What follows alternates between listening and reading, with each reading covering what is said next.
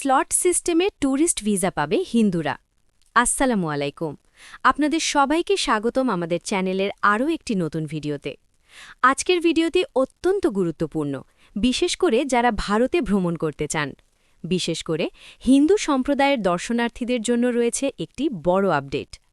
নতুন করে চালু হচ্ছে স্লট সিস্টেমে ট্যুরিস্ট ভিসা, যার মাধ্যমে নির্দিষ্ট নিয়ম মেনে আবেদন করলে হিন্দুরা সহজেই ভারত ভ্রমণের সুযোগ পাবেন।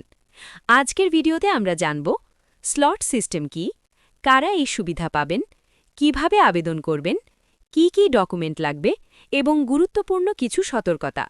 তাই ভিডিওটি শেষ পর্যন্ত অবশ্যই দেখবেন। আর একটি ছোট্ট রিকোয়েস্ট, আপনি যদি আমাদের এই চ্যানেলের নতুন দর্শক হয়ে থাকেন তাহলে অবশ্যই চ্যানেলকে সাবস্ক্রাইব করে আমাদের সাথেই যুক্ত থাকুন। আমরা নিয়মিত ভারতীয় ভিসার লেটেস্ট আপডেট দিয়ে থাকি। তো চলুন ভিডিওটিতে একটি লাইক দিয়ে আলোচনা শুরু করা যাক। প্রথমেই জেনে নেওয়া যাক এই স্লট সিস্টেম আসলে কি। স্লট সিস্টেম হলো একটি নির্দিষ্ট সময়ভিত্তিক অ্যাপয়েন্টমেন্ট পদ্ধতি, যেখানে প্রতিদিন বা প্রতি সপ্তাহে নির্দিষ্ট সংখ্যক আবেদনকারীকে ভিসার জন্য আবেদন করার সুযোগ দেওয়া হবে। অর্থাৎ আগে যেমন যে কেউ যে কোনো সময় আবেদন করতে পারতেন, এখন তা হবে না। আপনাকে আগে একটি স্লট বুক করতে হবে, তারপর সেই নির্ধারিত সময় অনুযায়ী আবেদন জমা দিতে হবে।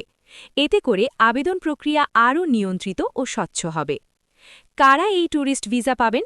এই নতুন নিয়মে বিশেষভাবে সুবিধা দেওয়া হচ্ছে হিন্দু ধর্মাবলম্বীদের, বিশেষ করে যারা তীর্থস্থান ভ্রমণ করতে চান, ধর্মীয় অনুষ্ঠানে অংশ নিতে চান, পরিবার বা আত্মীয়দের সাথে দেখা করতে চান। তাদের জন্য এই সিস্টেমটি চালু করা হয়েছে প্রথম পর্যায়ে, তবে ভবিষ্যতে এটি অন্যান্যদের জন্যও চালু হতে পারে। এখন আসি সবচেয়ে গুরুত্বপূর্ণ অংশে, কিভাবে আবেদন করবেন। ধাপ ১, অনলাইনে ভিসা পোর্টালে প্রবেশ করুন। ধাপ ২, স্লট বুকিং অপশন নির্বাচন করুন। ধাপ ৩, আপনার সুবিধামতো তারিখ ও সময় নির্বাচন করুন। ধাপ ৪, নির্ধারিত দিনে প্রয়োজনীয় ডকুমেন্ট সহ আবেদন করুন। ধাপ ৫, বায়োমেট্রিক ও সাক্ষাৎকার যদি প্রয়োজন হয়।